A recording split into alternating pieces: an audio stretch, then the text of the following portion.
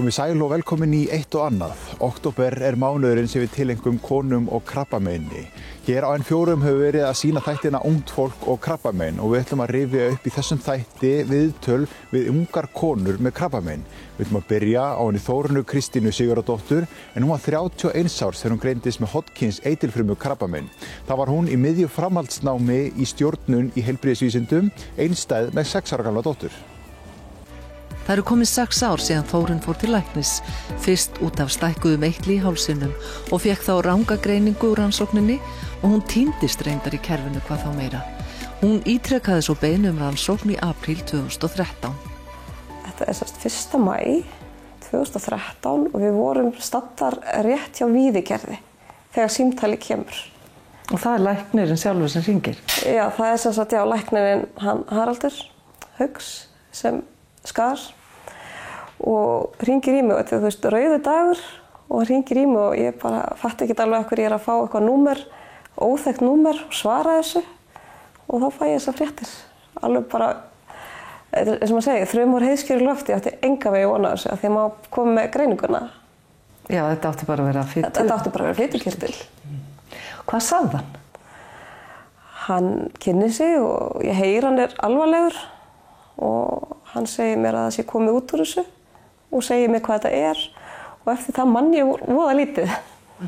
En ég man að ég var mjög lítil í mér og spyr bara ekki hvort hann vilji tala um mömmu. Já. Og hann, ég man að hann sagði við mig, þú ert fullorðin kona, þú verður að heyra þetta. Já. Og svo eiginlega eftir það bara svona eiginlega blackout. Við snýrum við og bara daginn eftir var ég komin upp á myndgreiningadeild og komin í sneiðmyndatöku. Hodgkins, það eru til 2 gerðir, er það ekki? Já, það er Hodgkins og svo non-Hodgkins sem er verri gerðin. Svo ég var í raun bara heppin. Þú varst heppin? Ég myndi segja það. Hvað tók svo við 2. maí 2013? 2. maí, þá fer ég að segja svona þeim nánustu og mínum vinnuveitenda þetta því ég átti þetta að mæti vinnu eftir helgi. Það gerist þarna fyrir helgi því við ætlum að fara þarna þessa löngu helgi og ég fer í þessa rannsókn og svo er ég komið tíma hjá krabbameinslækni eftir helgina hjá henni Agnes sem var þá hérna. Hverju munaði það að hafa þjónustuna svona nálægt? Öllu. Já. Það munaði öllu og það líka hjálpar að maður þekkir inn á þetta kerfi. Það bara hjálpaði mjög mikið. Förum við aðeins í það. Já. Þú ert hjúkrunarfræðingur, fagmanneskja og þarna á einu sólarhring ert orðinn sjúklingur. Ég er bara komin hinum megin. Þú ert komin hinum megin. Hvernig er það? Það er mjög skrítið. En maður hefur alltaf svona bak við eyrað fagmanneskjuna. Fannstu að það var styrkur fyrir þig? Já, klárlega og það hjálpaði líka mamma mín er hjúkrunarfræðingur og mitt bakland sko. Já. Þú fórst ekki að googla? Nei, það gerði ég ekki. Hvað gerðirðu? Hvernig tókstu á við þetta? Ég gæti kannski á að googla líkunar á að læknast. Hverjar eru þær? Þær voru bara mjög góðar. Ég man ekki nákvæmlega hverja þær eru en þær voru mjög góðar.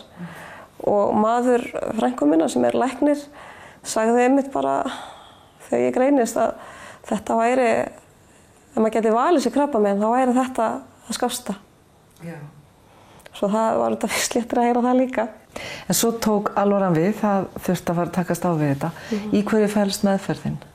Hún fólst í geislum, ég byrjaði í lyfjameðferð og fór svo í framhaldi af því í geisla, en ég byrjaði fyrst að fara út til Danmerkur í svona jáeindaskannan, PET-skann, sem betur fer komin til Íslands núna.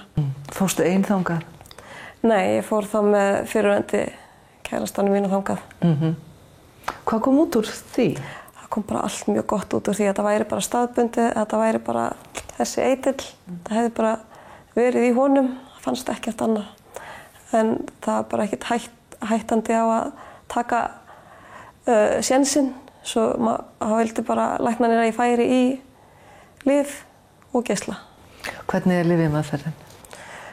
Erfið. Byrjar vel, en verður erfiðari eftir því sem lengra líður og ég innilega þakklát fyrir að hafa ekki þurft að fara nema 4 skipti af því ég fann alveg eftir síðasta skipti hvað það var að fara að taka á.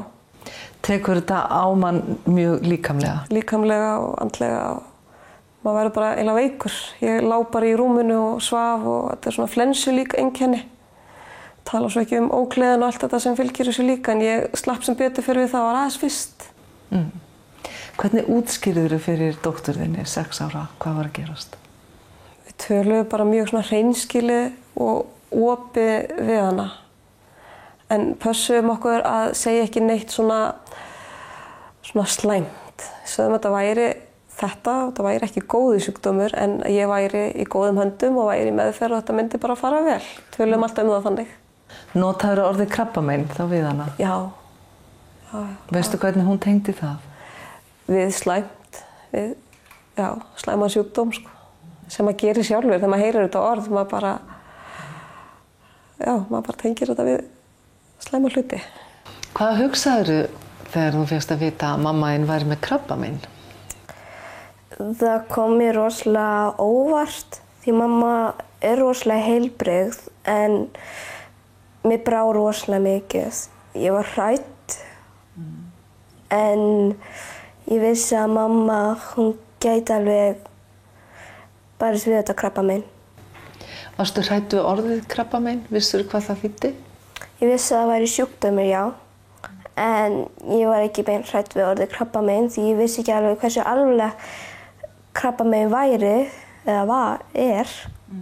Þegar maður færi þessar fréttir og það hjálpaði ekki heldur, maður var búin að fá vitlausa greiningu og þá skellurinn meiri. Og líka að því að ég var á þeim stað í lífinu að bara þessi hluti, námið sem var búið að taka svo mikið tollamanni andlega og bara líkamlega að þetta var loksins að vera búið og maður fann að sjá fram á bjartar tíma. Þess vegna held ég ásamt þessari röngu greiningu að skellurinn hafi verið ennþá meiri. Nei, sumarið mitt að færi þetta. En þá kom mamma, af hverju ekki sumarið? Er það ekki bara langbesti tíminn, þú veist, bjart, sól? Svo ég leitaði bara þannig. Mamma kemur með svona gott pepp. Og svo það var alveg rétt að því ég nýtti sumar. Þetta var yndislegt sumar 2013. Við fengum mjög gott veður hérna. Og ég nýtti það bara til að halda mér gangandi. Fór út í Kjarnaskóg og var mikið úti.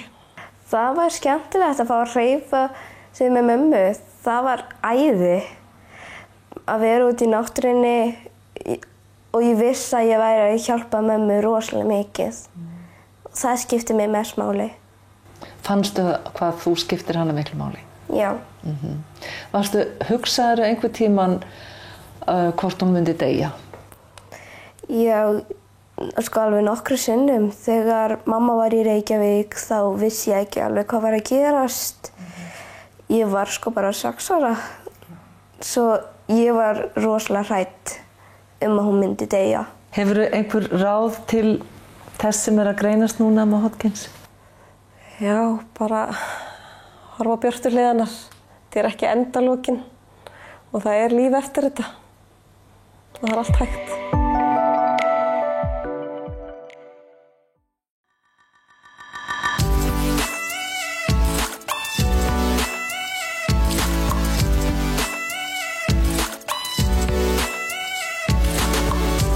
Sigríður Þorsteinsdóttir 27 ára vöruflutningabílstjóri á Akureyri. Hún greindist 2017 með húð- og eitilfrumukrabbamein og aðeins önnur 2 á Íslandi með slíkt krabbamein.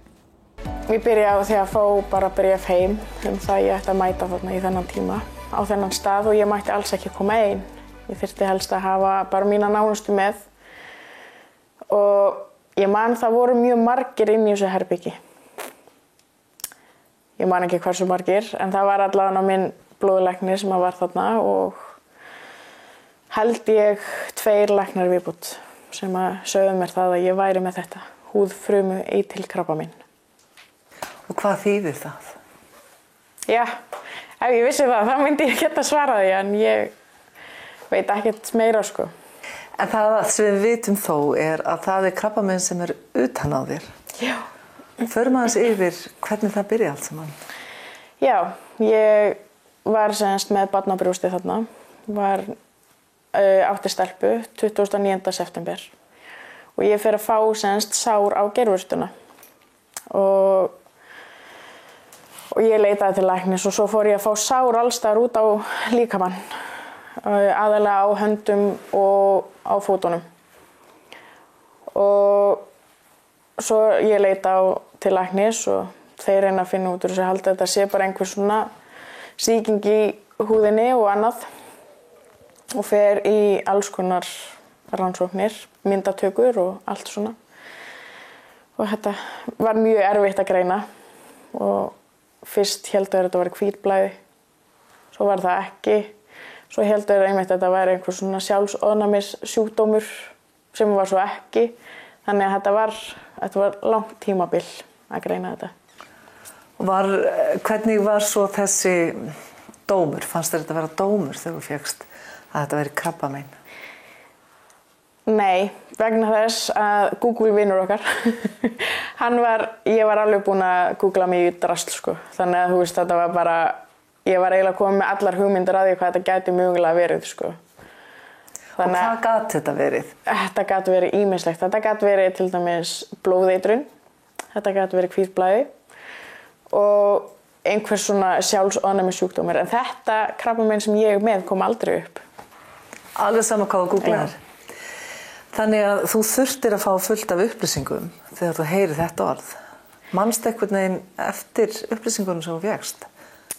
Nei, ég held að ég hafi eiginlega bara ekkert fengið neinir upplýsingar og er ekki heldur búin að fá það í dag. Þetta er mjög sjaldgæft krabbamein. Já. Hvað eru margir á Íslandi til dæmis greindir með þetta? Ég veit fyrir víst að við erum 2. En þetta krabbamein er algengast hjá karlmönnum yfir 55 ára. Það var foreldrum Siggu gífurlegt áfall að heyra að hún svona ung væri komin með krabbamein. Það er ekki alveg það sem maður vildi heyra. En hvernig tókust þið á við þetta þarna eftir fundin?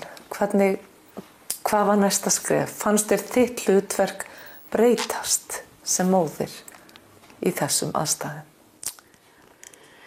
Já og nei, en ég var bara náttúrulega mikið með henni. Við þurftum bara eiginlega að vera vaktaskipti með litldömuna. Þannig að þú færði í raun og veru annar hlutverk. Þú varst ekki bara venjuleg amma. Nei. Þú fékkst stærri bakka. Hvað tók við þarna? Svona bara hreint útsagt fyrir þig. Hvað gerðist þarna? Já, eins og maður segir, maður lætur náttúrulega lífið bara ganga áfram en þarna kom inn sko, þú þarft að vera til staðar. Já.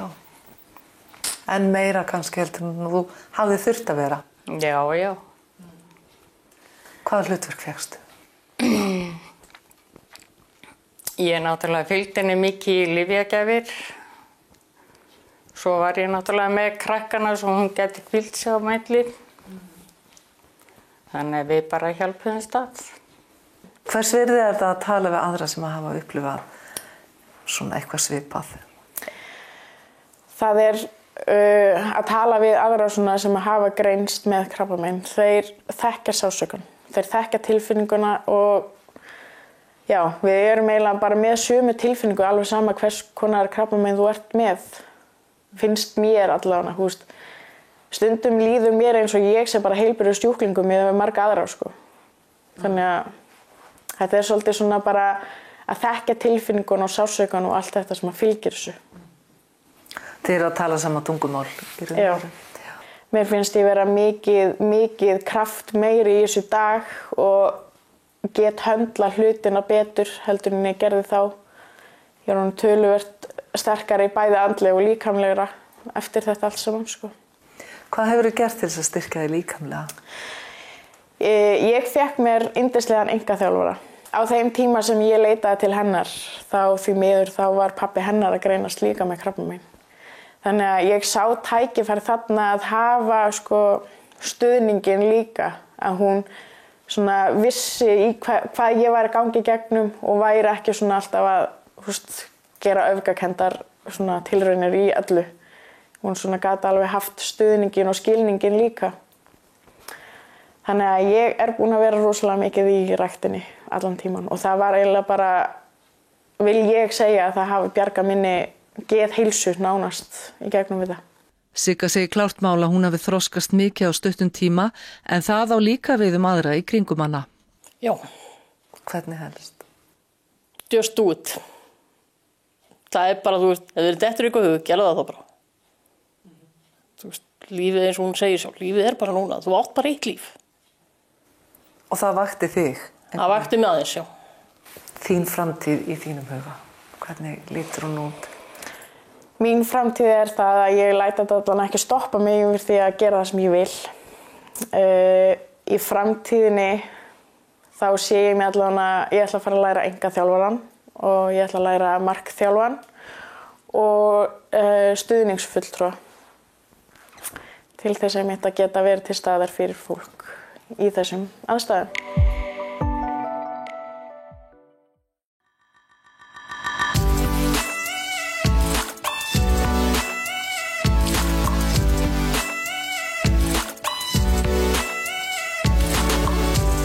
Magnea Karen Svavarsdóttir greindist með krabbamein í brjósti fyrir 5 árum síðan. Þá var hún með yngstu dóttur sína hálfsárs, næstu 3 ára og á elstu 5 ára. Hún með BRCA-genið svokallaða eins og stór hluti föðurfjölskyldunar en hún missti 4 þeirra fyrir rúmu hálfu ári síðan. Núna glímir hún við krabbamein í skjaldkirtli. Svo fer þetta að stækka og þetta fer að breytast og ég alltaf í hverju einustu skipti sem ég fer í ungbarnaeftirlit með stelpuna að tala um þetta. Það sé eitthvað í brjóstinu, það sé að trufla mig, það að stækka og ég fæ alltaf sama svarið, þetta bara stíflaður mjólkurkirtill, farðu bara heim og nuta þetta ekkert. En þetta fer maður að trúa því þegar alltaf sagt við mann en einhvern veginn vissi ég alltaf að þetta væri eitthvað annað. Og svo þegar að stelpan fyrir í 3 mánaða sprautu, þá hitt ég lækni og ræði þetta við hann. Og hann horfði í augun á maður og sagði bara engar áhyggjur, ekki hafa neinar áhyggjur, þetta ekki hættulegt, unga konur fá ekki krabbamein, þannig að þú skalt ekki láta þetta trufla þig. Og svo var það ekki fyrir en stelpan orðin 5 mánaða og þá fer ég mitt með hann í skoðun og þá hún sem betur fyrir veik, sem hefði alltaf verið hjá. Og hann að leysa hann af og ég fer að ræða þetta en eina ferðina. Hún bara, hver skoðaði meðan hún var stólétt og ég segi henni það og þá bara hér nafnið hans, númerið hans og þú hringir í hann leið og kemur heim. Sem ég gerir svo, þannig að þarna í enda maí, þegar stelpan var 6 mánaða, þá fæ ég þessa greiningu. Það á föstudegi? Já. Og þú fær símtal? Ég fær símtal, rétt fyrir 4 á föstudegi. Með tilkynnt að þetta sé krabbamein. Hvað heyrðirðu af þessu samtali? Ég heyrði í rauninni bara krabbamein og ég ætti vonandi að fá að hitta einhvern lækni 3. miðvikudag í næstu viku. Þannig að það var eina sem ég náði. Hvað gerðirðu akkurat þarna á þessu augnabliki? Þetta var náttúrulega rosalegt áfall og ég var líka ofboðslega reið. Ég var rosalega reið út í bæði konan í ungbarnaeftirlitinu, læknirinn sem ég talaði við og mannin sem hringdi í mig. Og ég var líka rosa reið við sjálfa mig. Fyrir hvað? Af hverju fór ég ekki og talaði við ykkur aðra, af hverju var ég ekki búin að gera eitthvað meira í þessu. Þannig ég barði mig svolítið niður fyrir það. Á meðan Magnea var að berjast fyrir sínu lífi oft ein í Reykjavík var Sævar, maðurinn hennar, að púsla saman lífinu með dætrónum og syni sínum á Akureyri. Þetta var ekkert grín, sko. Maður svona gerði sig ekki grein fyrir þessu hvað það var í gangi, sko. En þetta er bara verkefni sem þarf að leysa, sko. Maður einhvern tímann undirbúinn? Getur maður verið undirbúinn undir svona? Nei, alls ekki, sko. Þetta var bara rosalega erfitt og allt það sem hún gekk í gegnum var bara rosalegt, sko. Maður gerði sig ekki alveg grein fyrir þessu. En svo eins og í dag, sko, þegar hún greindist núna, sko, þá fór maður að svona fara upp á krabbameinsfélag og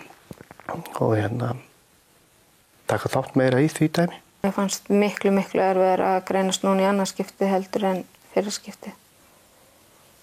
Og heldist við með rosaleg hræðsla. Sem að þú upplifðir ekki svona sterkt í fyrra skipti. Hvernig hafið þið, þetta er auðvitað stutt síðan og þú ert í raun og veru bara á kafi í meðferð í dag, er það ekki? Jú, ég er að bíða eftir að komast í geislajóð fyrir sunnan sem verður næsta skref og svo verður bara að sjá hvert framhaldi verður. Hvernig útskýrir maður fyrir börnunum sínum núna sem eru orðnar þá 10 og 8? Og 5, já.